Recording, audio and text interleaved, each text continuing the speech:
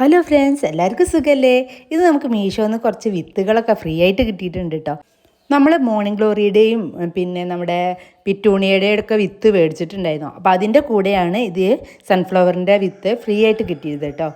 അപ്പോൾ അതൊക്കെ നട്ട് കൊടുക്കുന്ന വീഡിയോ ആണ് ഇന്ന്. അപ്പോൾ ഇത് കണ്ടില്ലേ, നമ്മുടെ ഓറഞ്ച് റോസൊക്കെ നന്നായി പൂവിട്ട് തുടങ്ങിയിട്ടുണ്ട്. ഇത് വൈറ്റ് സ്നോ വൈറ്റിൻ്റെ റോസാണ്. അതുപോലെ ബട്ടൺ റോസ് ഇതെല്ലാം പൂവിട്ട് തുടങ്ങിയിട്ടുണ്ട് കേട്ടോ. അപ്പോൾ ഇതിനൊക്കെ ഞാൻ കുറച്ച് ചാണകപ്പൊടിയും എല്ലുപൊടിയൊക്കെ ഇട്ട് കൊടുത്തിട്ടുണ്ട്. അപ്പോൾ ഒന്നും കൂടി ഉഷാറായി വരുന്നുണ്ട് കേട്ടോ. അപ്പം നിങ്ങളുടെ വീട്ടിലൊക്കെ റോസ് പൂവൊക്കെ ഉണ്ടായി വരുന്നുണ്ടോ? നല്ല വെയിലുള്ള സ്ഥലത്ത് മാത്രം റോസ് വെക്കുക. ഇതിൻ്റെ ഇടയ്ക്ക് ഒന്ന് ചാണകപ്പൊടി ഇടുക. പിന്നെ മഴക്കാലം വരുന്നതിന് മുന്നേ നമ്മളൊന്ന് പ്രൂൺ ചെയ്യുക. അങ്ങനെയൊക്കെ ചെയ്താൽ നന്നായി റോസ് പിടിക്കും കേട്ടോ. അപ്പോൾ നമ്മൾ എന്ത് ചെയ്തു വെച്ചാൽ പിന്നെ ഈ ചട്ടിയിൽ അതിൻ്റെ അടിയിൽ പിന്നെ തെർമോക്കോൾ ഉണ്ടല്ലോ, തെർമോക്കോൾ ഇട്ട് കൊടുത്തു എല്ലാ ചട്ടീൻ്റെ അടിയിൽ.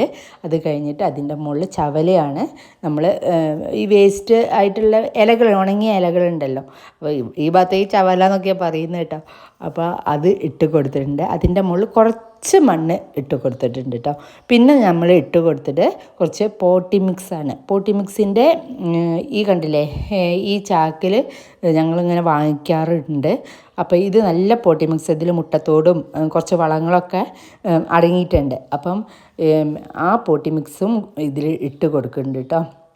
എന്നിട്ട് അതിൻ്റെ മുകളിലാണ് നമ്മൾ ഈ സൺഫ്ലവറിൻ്റെ വിത്ത് ഇട്ട് കൊടുക്കുക. അപ്പോൾ ഈ വിത്ത് ഇട്ട് കൊടുക്കുന്നതിൻ്റെ മുമ്പേ അതിനെ എല്ലാ ചട്ടിയിലും നനച്ചും കൊടുക്കുന്നുണ്ട് കേട്ടോ. അപ്പോൾ ഒന്ന് നനവ് വരുമ്പം പിന്നെ വിത്തിട്ട് അധികം വെള്ളം ഒഴിക്കുമ്പം പിന്നെയും താന്നു പോവുമല്ലോ വിത്ത്. അപ്പോൾ അതിന് പകരം ആദ്യം എല്ലാം നനച്ച് നല്ല പിന്നെ ഒക്കെ നനവ് കിട്ടുന്ന രീതിയിൽ നനച്ച് കൊടുത്തിട്ടുണ്ട്. അതിന് ശേഷമാണ് നമ്മൾ വിത്ത് ഓരോന്നായിട്ട് വെച്ച് കൊടുക്കുന്നത്. അപ്പോൾ ചിലത് ചെറിയ വിത്തുകളുണ്ട്, അപ്പോൾ മുളയ്ക്കൊന്നും അറിയില്ലല്ലോ. അപ്പോൾ ഞാൻ 2-3 വെക്കുന്നുണ്ട്.